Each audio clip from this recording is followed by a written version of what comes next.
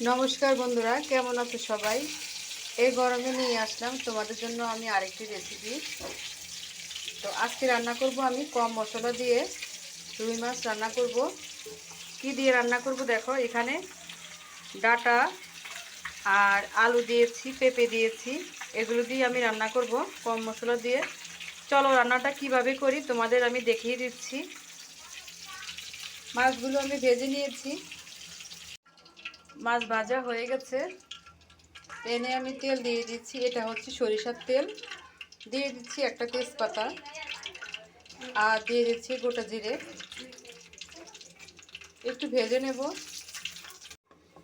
জিরা তেজপাতাটা একটু ভেজে নিয়েছি, এখন দিয়ে দিচ্ছি কেটে রাখা সবজিগুলো। দিয়ে দিচ্ছি পরিমাণ মতো লবণ। ভালো করে মিশিয়ে একটু ভেজে নিচ্ছি।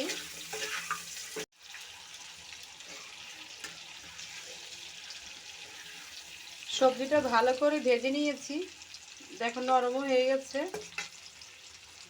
এখন দিয়ে দিচ্ছি আমি আদা বাটা, হাফ চামচ আদা বাটা। ভালো করে মিশিয়ে নেব।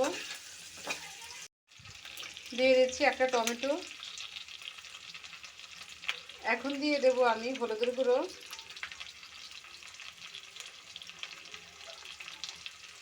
মরিচের গুঁড়ো 1 চামচ।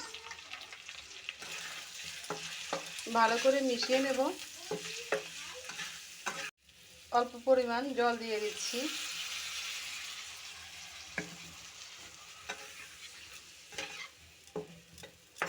ভালো করে মশলা সহ একটু কষিয়ে নেব।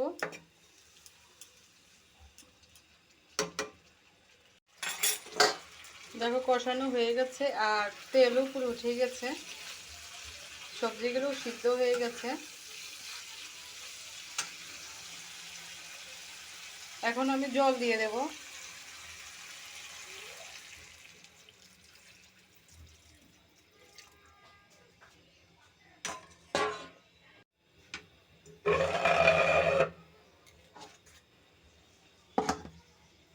দেখো গ্রেভিটা ফুটে এসেছে আর সবজিগুলো সিদ্ধ হয়ে গেছে। এখন আমি মাছগুলো দিয়ে দেব, ভাজা মাছগুলো।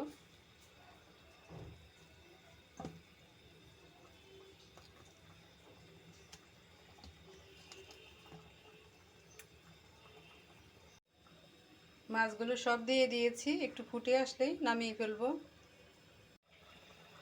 হয়ে গেছে, এখন নামিয়ে ফেলবো। তো নামানোর আগে আমি ভাজা জিরার গুঁড়ো আর এখানে ধনে জিরা একসাথে আমি ভেজে গুঁড়ো করে রেখেছি, সেটা দিয়ে দেব এখন 1 চামচ। নামিয়ে ফেলবো এখন।